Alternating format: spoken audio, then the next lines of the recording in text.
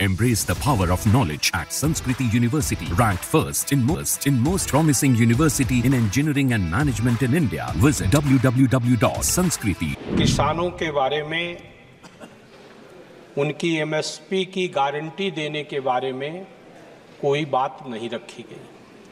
अयोध्या के बारे में बार बार चर्चा आती है। बनारस से माननीय प्रधानमंत्री जी चुनकर आते हैं।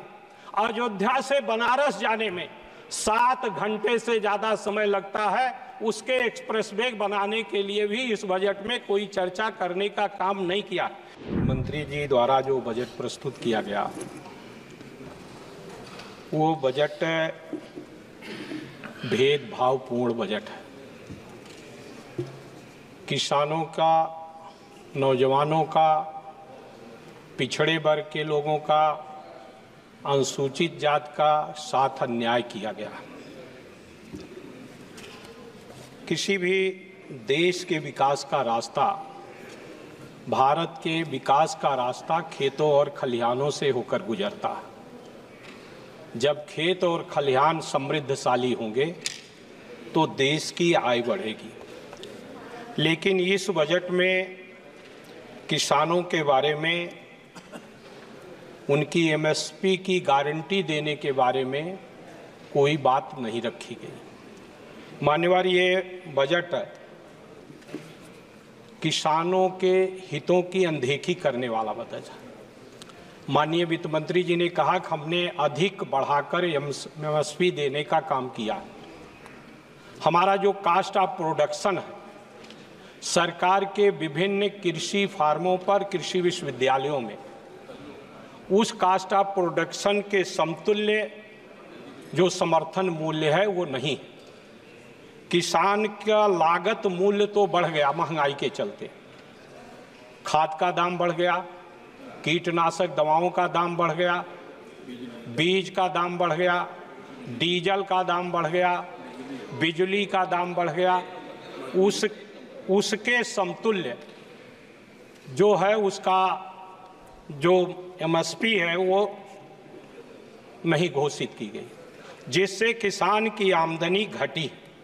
दूसरी तरफ किसान जो खरीदता कृषि यंत्र, माननीय मंत्री जी ने अपने भाषण में जहां कुछ दूसरे सेक्टर को रियायत देने का काम किया, लेकिन कृषि यंत्रों पर 28% जीएसटी है। उसके बारे में कोई उल्लेख नहीं किया। मान्यवर बाबा साहब भीमराव अंबेडकर ने भी संविधान सभा में इस बात को कहा था कि भारत में सामाजिक और आर्थिक गैर बराबरी है। जब तक हम इसको दूर नहीं करेंगे, भारत को समृद्धशाली नहीं बना सकते। आज उस सामाजिक और आर्थिक गैर बराबरी को बढ़ाने वाला ये बजट है। जाति जनगणना का कोई उल्लेख नहीं है। इस बजट में पिछड़े वर्गों का जो आरक्षण है, उसको पूरा करने के लिए बैकलॉग के आधार पर भर्ती का कोई उल्लेख नहीं है। अनुसूचित जाति के रिजर्वेशन को पूरा करने का कोई उल्लेख नहीं है। इसके साथ साथ मान्यवर, किसान के जो समर्थन मूल्य है उसकी गारंटी का उल्लेख नहीं। मैंने बजट का विभिन्न हिस्सों में देखने का काम किया। पिछले वर्ष के मुकाबले उर्वरक पर कम पैसा रखने का काम किया गया। कृषि के बजट को भी जिस तरह से बढ़ाने का काम होना चाहिए, उसको उस ढंग से नहीं बढ़ाया गया। केवीके जो है, जो तमाम जगह अनुसंधान करते हैं, उसकी तरफ भी ध्यान नहीं दिया गया। मनरेगा के द्वारा जो बड़ा रोजगार मिलता था, उसकी जो मजदूरी है वो 231 रुपये प्रतिदिन है। 231 रुपये में कोई मजदूर नहीं मिलता मानव।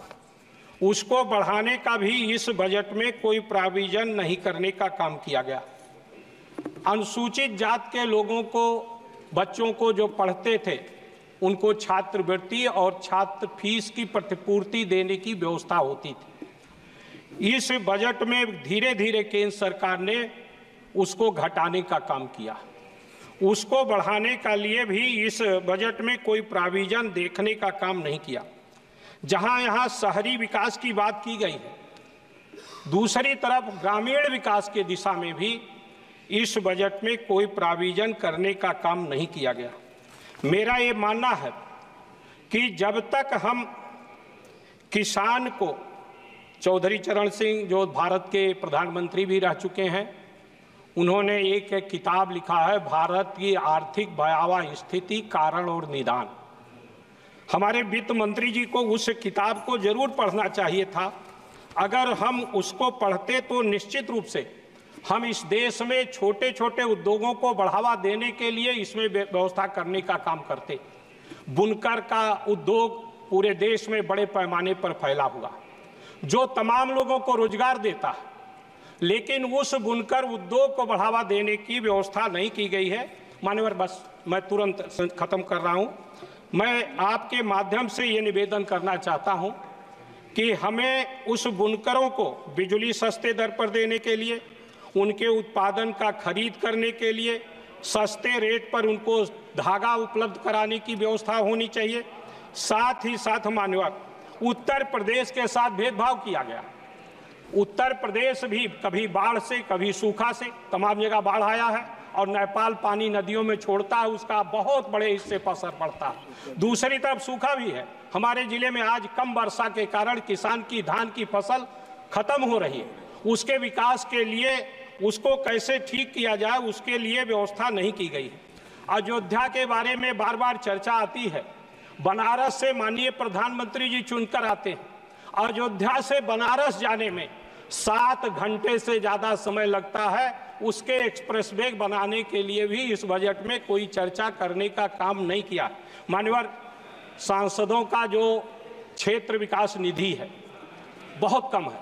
5 करोड़, 1 किलोमीटर में 1 करोड़ रुपया लगता है। 2 करोड़ रुपया, 5 करोड़ में 5 किलोमीटर सड़क बनेगी। 5 विधानसभा हमारे यहाँ है और 20 लाख की आबादी को कवर करता है। तो मान्यवर, इसको भी इसमें बढ़ाने का माननीय वित्त मंत्री ने उल्लेख नहीं किया। कम से कम 20 करोड़ क्षेत्र विकास निधि होनी चाहिए, ऐसा मैं मांग करता हूं। आपने मुझे अवसर दिया, इसके लिए मैं आपका हृदय से आभार व्यक्त करते हुए अपनी बात को विराम देता हूं। धन्यवाद।